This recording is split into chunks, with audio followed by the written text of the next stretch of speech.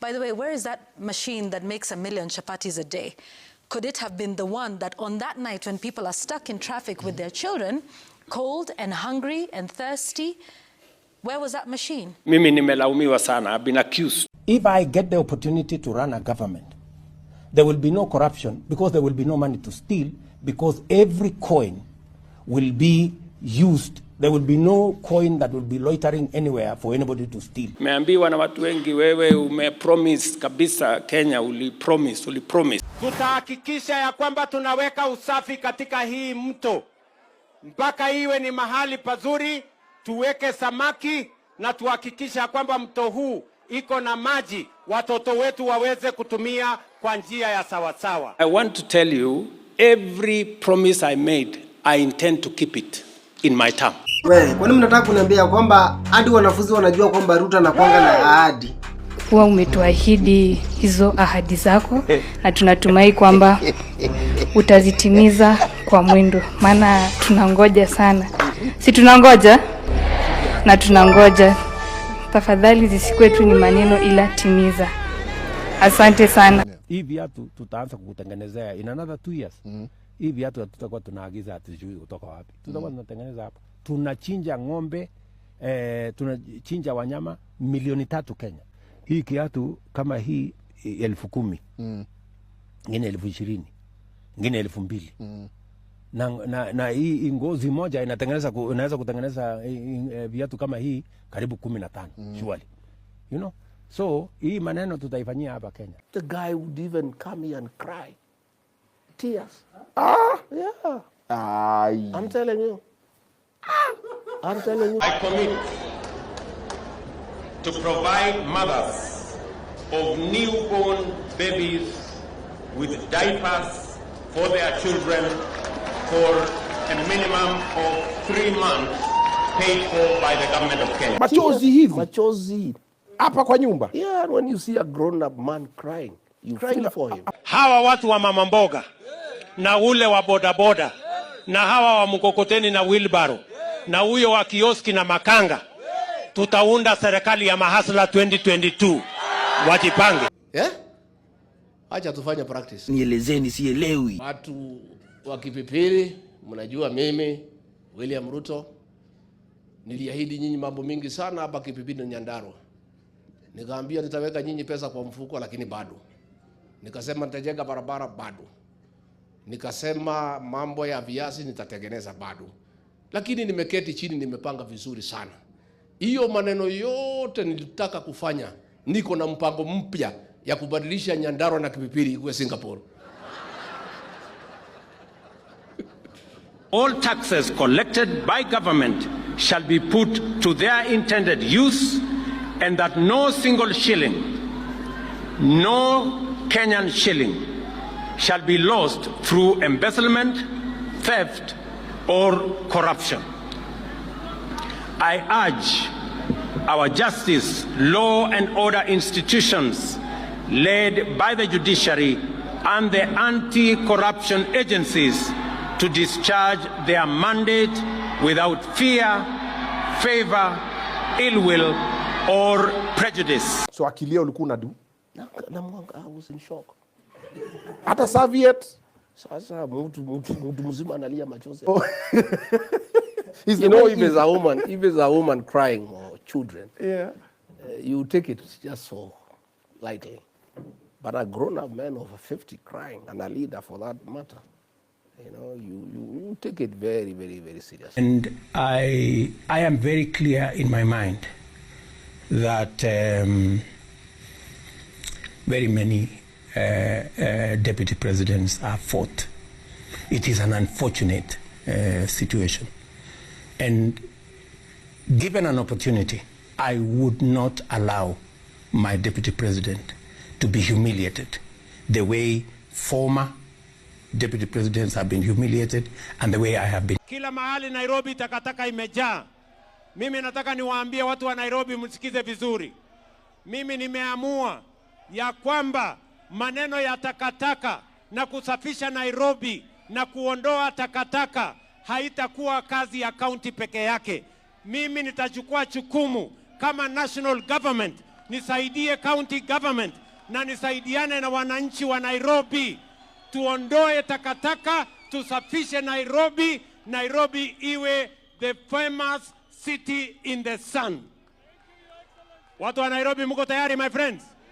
Na nikisema hivyo, mimi nataka niulize wana Nairobi wote. The cleanup of Nairobi city is going to be a whole of Nairobi engagement.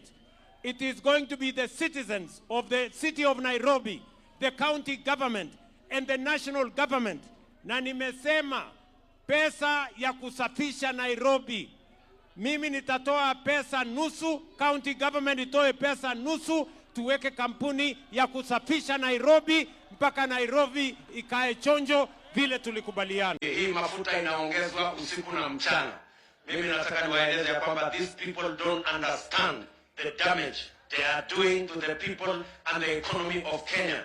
Kwa hii taxes wanaongeza usiku na mchana. Kuanzia mwezi wa 6, hiyo mtungi itatoka shilingi 2,800 mpaka shilingi 500 ama 300.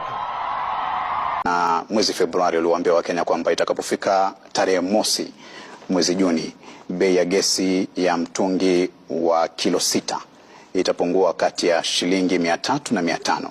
Hivi sasa Wakenya wanasubiri siku 15 kutoka sasa. Wanataka kufahamu iwapo mipango yote iko line. Ikifika tarehe 1 mwezi Juni, watakapoenda katika maduka haya ya kununua gesi, wataipata gesi hii kwa kati ya shilingi 300 na 500. Lazima kwanza tupitishe hii kwa budget. You know, sio lazima tutoe gharama ya tuondoe. Kwa sasa hakuna njia ya kuondoa ushuru mpaka budget ipite.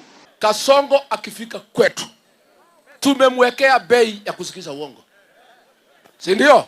Na mimi nataka tuweke bei ya makuzo, si ndio? Pale kwetu mzee ya nyumba 10 ama chief ama MP ama MCA ya Kasongo akiitana mkutano, kabla hujatoka kwa nyumba unaashiwa shilingi 3,000 nyumbani. Na pia nataka jameni mumpigie deputy wangu makofi.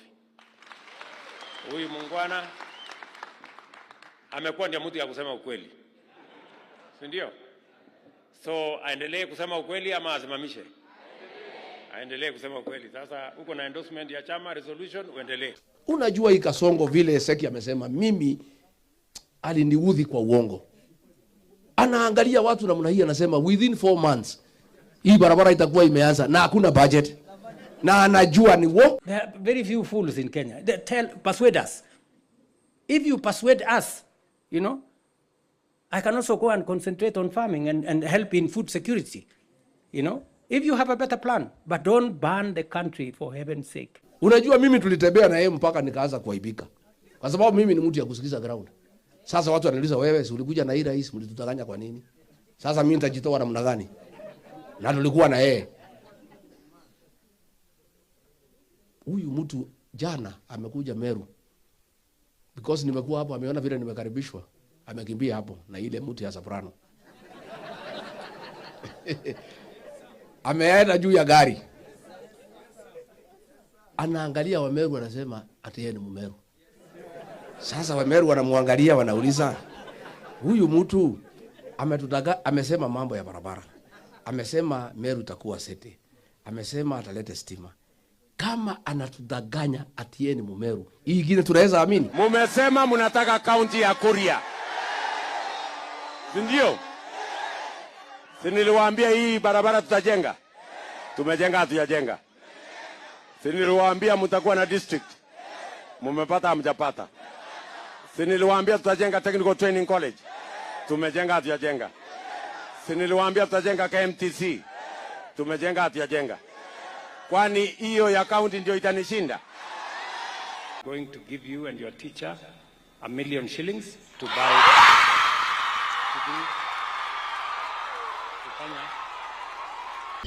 Kuwa umetuahidi hizo ahadi zako na tunatumai kwamba utazitimiza kwa mwendo, maana tunangoja sana. Si tunangoja na tunangoja. Tafadhali zisikwe tu ni maneno, ila timiza. Asante sana. Manze, huyu jamaa anajulikana mpaka na wanafunzi. Kwanza wewe president, vita yako kubwa watu wanasema you promise lakini unapiga kona. Promises are good lakini fulfill your promises. Na tutasaidiana kufulfill promises. Kama hapa watu nilikuja kuwasalimia wakaniambia lakini wewe uko na promises mingi sana. Kijoni promises nikajua unajua hii promise ni yangu na president. Na ni miaka miwili tu peke yake. Tell me what's going to happen in 5 years. Sasa hivi karibuni utakuwa mnaendesha gari hapa haina engine. Ni maona gari haina engine. Lakini inatembea kama risasi. Mtu asikuja hapa kunitisha na maneno kidogo kidogo. Mimi si mtu ya kutishwa na maneno ya pesa nane. Na mimi si mtu ya kufundishwa kazi. I know, najua nini niliwaambia wakulima. Sihitaji kukumbushwa.